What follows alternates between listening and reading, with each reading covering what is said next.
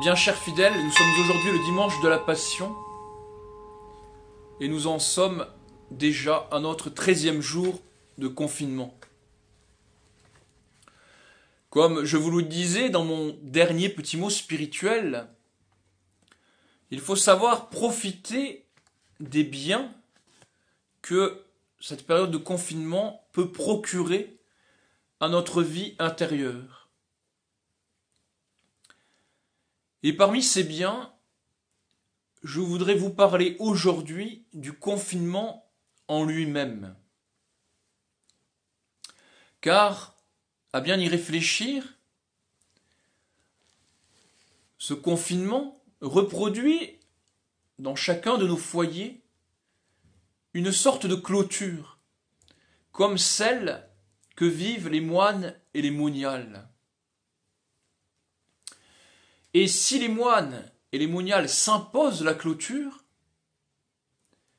ce n'est évidemment pas par plaisir, mais parce qu'ils y trouvent un grand avantage pour leur vie intérieure. Alors, quel est-il cet avantage ? Eh bien, c'est tout simple. Saint Philippe Néri disait que autant nous donnons d'amour à la créature, et autant nous en enlevons au bon Dieu. En effet, plus notre cœur est rempli de créatures, et moins il y a de place pour le bon Dieu. Et donc, avant de chercher Dieu, eh bien, il faut lui faire une place dans notre cœur.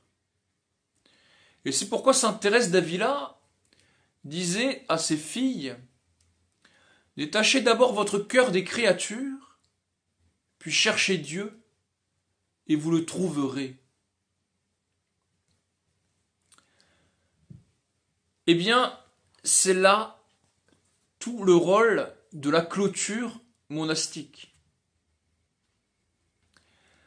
On rompt nos liens avec le monde, avec toutes ses tentations, tous ses plaisirs, toutes ces créatures, pour faire de la place à Dieu dans notre cœur.